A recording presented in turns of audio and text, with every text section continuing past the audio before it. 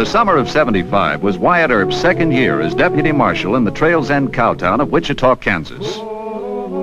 During that first violent summer, Wyatt had grabbed the town by the tail and held it on the ground, while hundreds of armed and defiant cowboys from the cattle trails tried to keep it on the prod.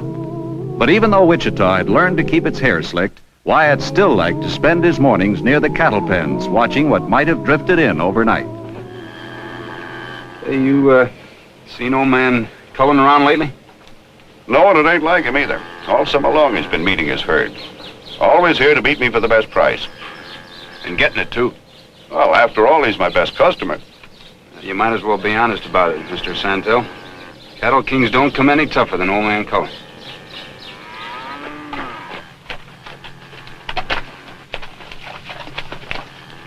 Good morning, Brad.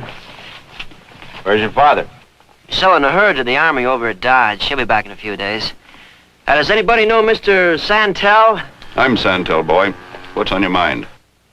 Well, I'm Brad Cullen. I'm trail boss of that herd there. I'd like to talk some business. You? Yeah, that's right, me. One of Cullen's sons. He's got authorization to sell the herd. Why doubt him? Well, no offense, kid, but I just couldn't imagine your old man letting anyone handle a sale for him. Am I forgiven? Guess you want to ride into town. Get washed up. Well, after I talk business. You fellas go ahead. I'll ride back with you when you get all done.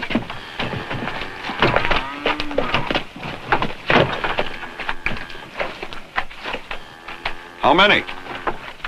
500. Looks closer to 4. No, I said 500. The lame and the blind ones, Hey, what's that? They've come a long way over grazed out lands and dried streams. I wouldn't call them prime beef. Now, I'm offering you 500 prime beeves at 20 a head. The market's glutted.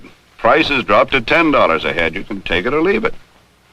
Now, look, mister, are you trying to take advantage of me? Because if you are... Your old man will come gunning for me, Look, kid, your pappy don't scare me one bit.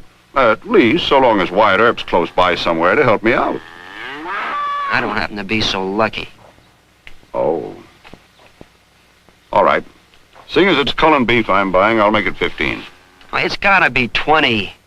Believe me, kid, I'm not bluffing and I'm not gouging. Buying season's over. I'm being as generous as I can, and I'm doing it for you, not for that great hard rock who happens to be your old man. Give me an hour to think it over? An hour to see some other brokers? Sure. You won't get a cent over 10. I tell you what I'll do. I'll give you 3 hours.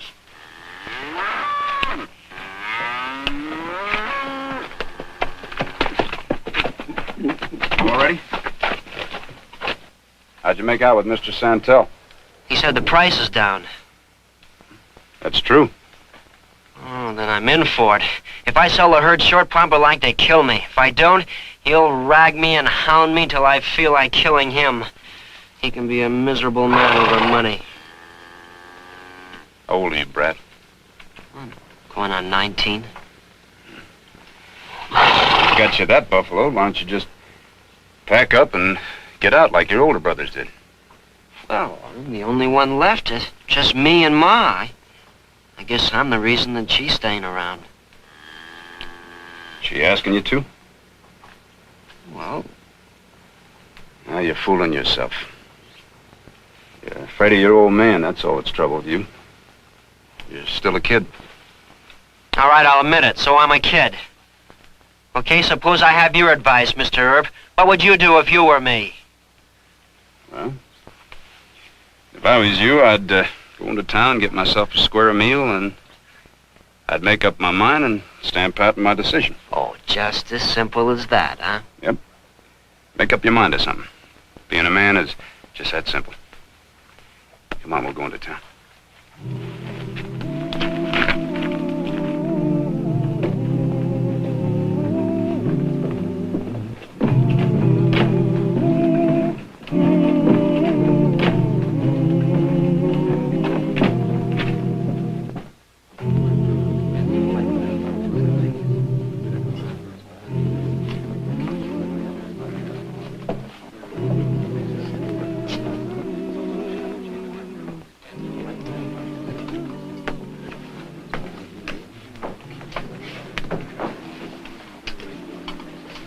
make out?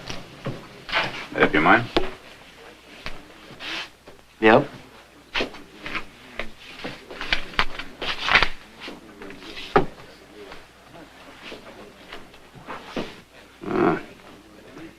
That's a heavy piece of paper to be carrying around all by yourself.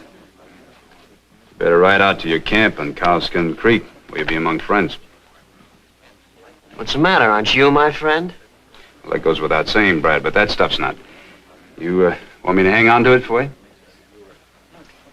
You know, the more you talk, the more you sound like my old man. The more you sound like him, the less I like you. Now, you just go ahead with your business. I'll take care of mine. Okay, Brad. I guess you're the boss. I'll see you around.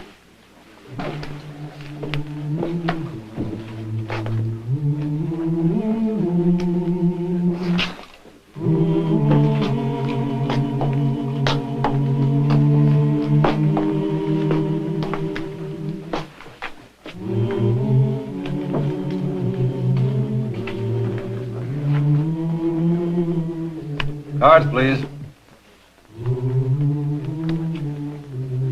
3 to you. 3, please. 1.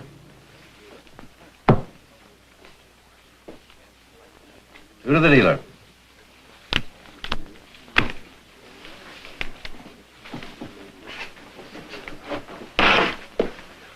Wyatt. Thanks. How long's that been going on? Started a couple of hours ago, right after you left. Has he been buying? No. Them's his original chips. For a kid, he's doing real good.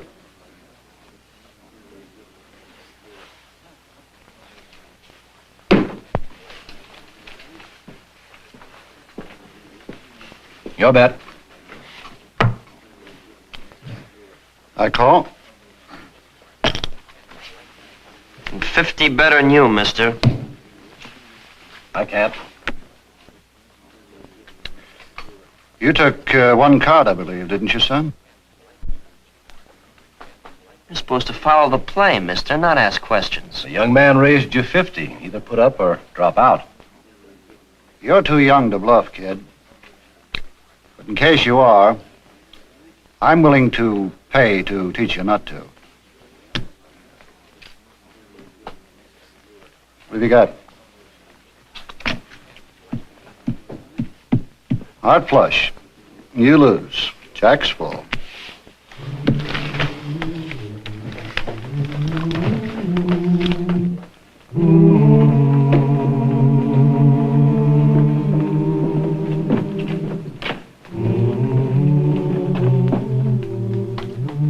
Very nice. And I'll call.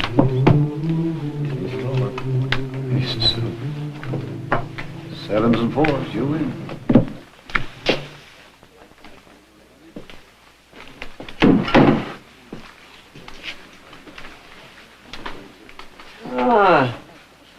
Where's you care to join me for a drink, Mr. Earp, huh? No, thanks. How'd you come up? I came out with nothing but my name, Mr. Earp, sir. And you lost the whole check, $7,500? Yep. But I admit to that with a certain pardonable pride. What'd you figure you'd do? Get lucky and run that check up to what your father expected? Yeah. And you would have lied to him and told him you got more for the herd than you really did, is that it? No. You're even more scared of the old man than I thought. Well, now what do you tell him? The truth. Just tell the truth. In other words, you'd rather admit to being a bad gambler than a bad businessman, is that it? Well, that's about it, Mr. Earp. Bad luck is all can happen to anybody. But a bad business deal, or the stupid, unforgivable. Don't you ever darken my door again, son. Ah. You better face up to it, Brad. You're Father isn't going to believe that gambling story any more than I do. You played for a sucker. A sucker? That's right, sucker. Even though your father'd rather admit to a bad business deal than being played for a sucker by two tin horns. What are you talking about? Those two gamblers, they play it like a partnership. If either one of them gets a good hand, they bet it up. If you get a good hand, they fold. Their winnings are big, yours are small.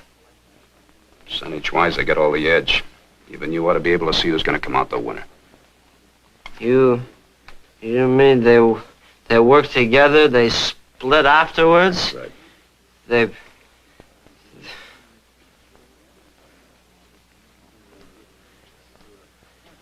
Well, that means I've been robbed. Well, what are you going to do to get back my money? Nothing. Foster and his friend didn't break any laws. I got no legal grounds to make an arrest. But what they did was wrong, and you know it. The whiskey's gone to your head. You better go back to Cowskin Camp where you can sleep it off. Come on, I'll take you there myself.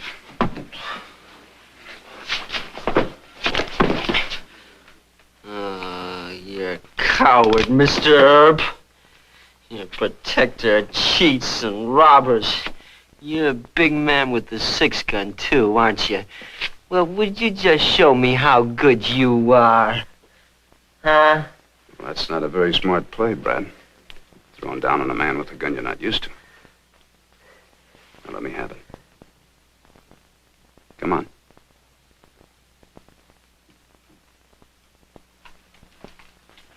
Come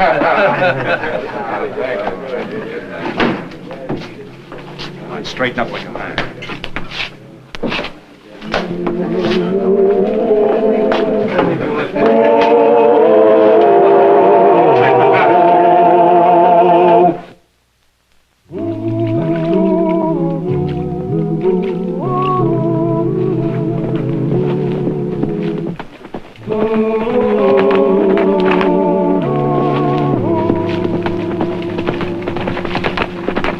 Take a look at Brad, boys. He sure tied one on. Yeah, and that ain't all. I was robbed, cheated, beaten up, and thrown in jail. Robbed? Yeah, that's right. Robbed, I was cleaned out. They took the check, the payroll, the money, everything. Didn't you go to the law? Of course I did. And I'm the one that gets thrown in jail. I'm going to put it to you straight. I'm for going back into town and getting what's mine. And yours. But I need help. Anybody want to volunteer? My mammy always told me the good Lord helps those that help themselves. I'm with you, kid. Always did want a chance to tree Wichita. Count me in, too. Okay. All right, we know, John. All right. Okay, come on, let's go then. Come on.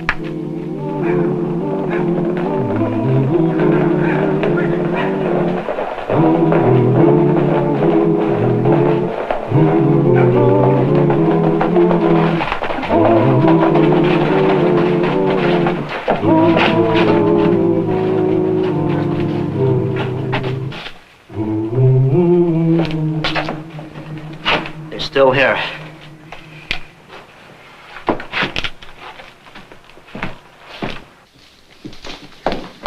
Everyone keep their hands on the table. This is not a holdup. I was cheated at cards last night by these two men. All I want is the money I lost. Give me my check, mister. Well, I don't have it here, son. It's locked up in the house safe in the back room. Well, get in cash. $7,500. I don't have that much on me. You get it, Foster. I'm telling you, you get it from the other tables.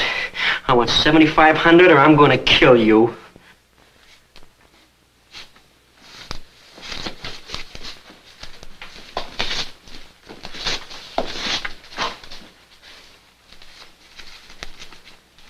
That's $2,000, Mac. Consider it a loan. How much you got, Hal? Yeah, let's see. Here's 5. This will make up the rest of it. Make it quick, gambler, or you'll lose some of them clever fingers.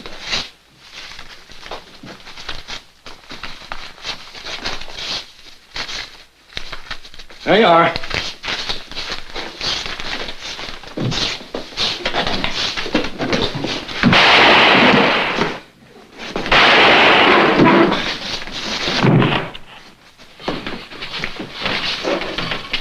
We gonna let him get away with this?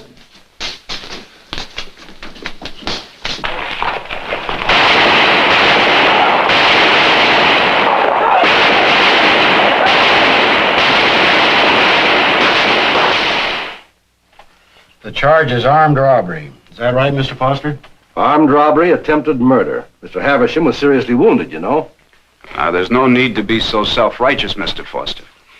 Your neck's not as clean as it could be either, you know. You cheated that kid the same as if you'd stacked the deck. If you think I've done anything illegal, why don't you arrest me?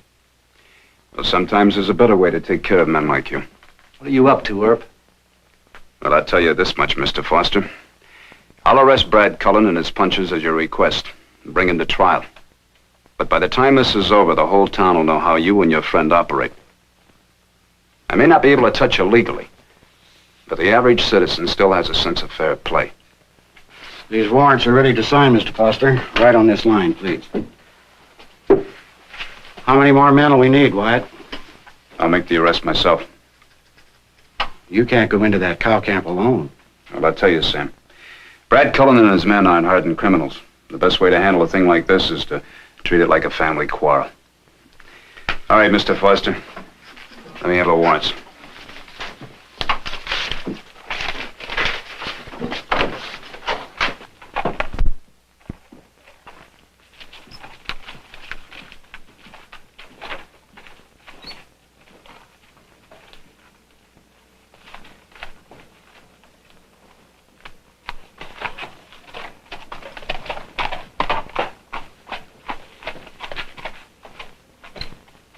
It'd be mighty convenient if one of Brad's cowboys dropped him, wouldn't it? Are you out of your mind, Foster? No, but I'm thinking about who'd be getting blamed if Earp was found dead between here and Cullen's ranch.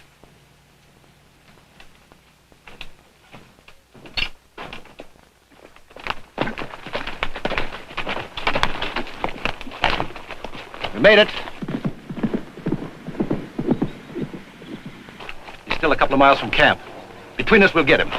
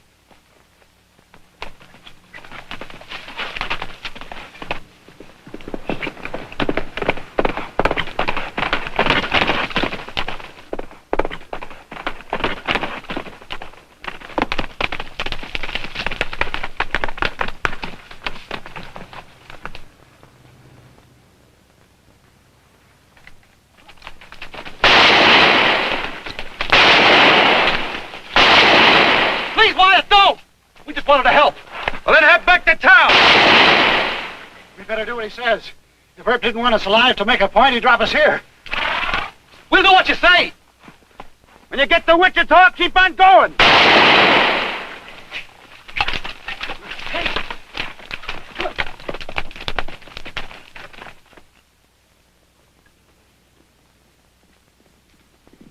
Hey, Brad.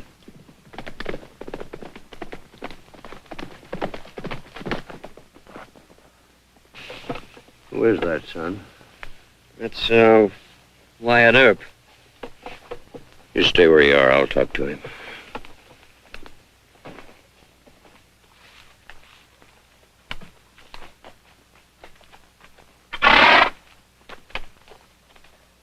Morning, Mr. Cullen. Morning, Wyatt. See, you got here a little ahead of time. An hour ago. We're, just about to pack and head south. What's on your mind, Wyatt? I got warrants for the arrest of Bradshaw Cullen and 6 John Does for the cowhands who helped him hold up the Texas house this morning. Why, he was just taking back the money that he'd been robbed of. Seeing as how the law wouldn't give him a helping hand. How did Brad tell you he lost some money in the first place? Well, he had a few drinks, played some poker. He said he lost quite a sum of money before he found he was being cheated. He said you wouldn't even listen to it.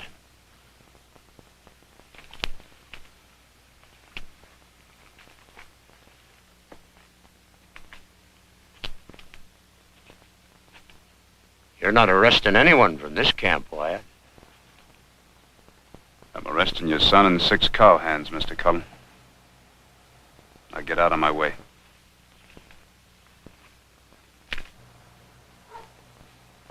Brad, tell him the truth. You'll never get another chance like this one. What's he talking about, son? Oh, yeah, he's just stalling, Pop. You watch him now. Your son's a liar, Mr. Cullen. Get him, Brad, get him! You ought to drop, you fool. Why don't you shoot? He couldn't shoot me last night when he was drunk, and he can't shoot me now when he's sober. Because he knows he's wrong.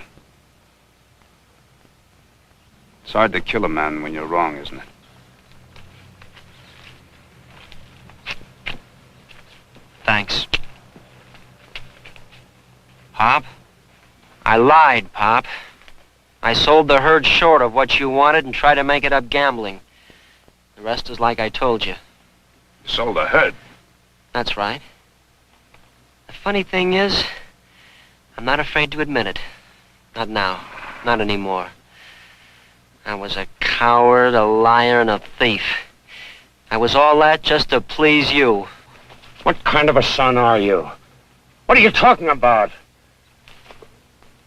You'll never do this to me again, Pop. I'm not coming home anymore. Mr. Earp, I'll go saddle me up a horse and then we can go. Now, you don't have to take the other boys in. They didn't know the truth. I'm the only one you want.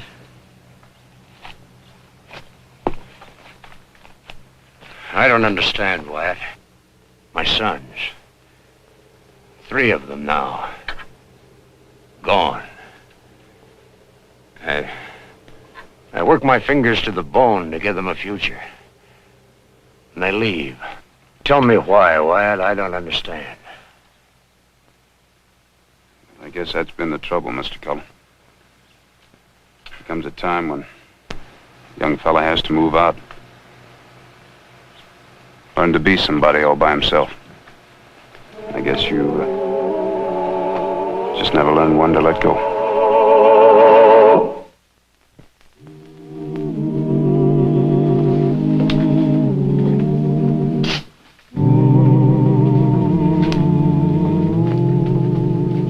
Where's Foster and his friend? They rode out for Dodge early this morning.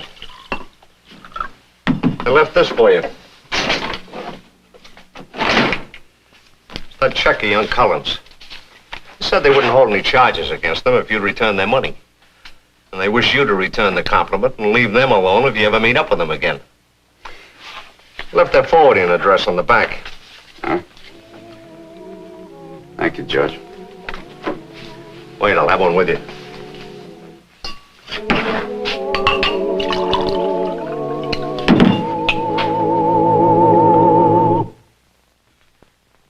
Well, he cleaned up the country, the old Wild West country. He made law and order prevail. And none can deny it, the legend of Wyatt forever will live on the trail. Oh, Wyatt!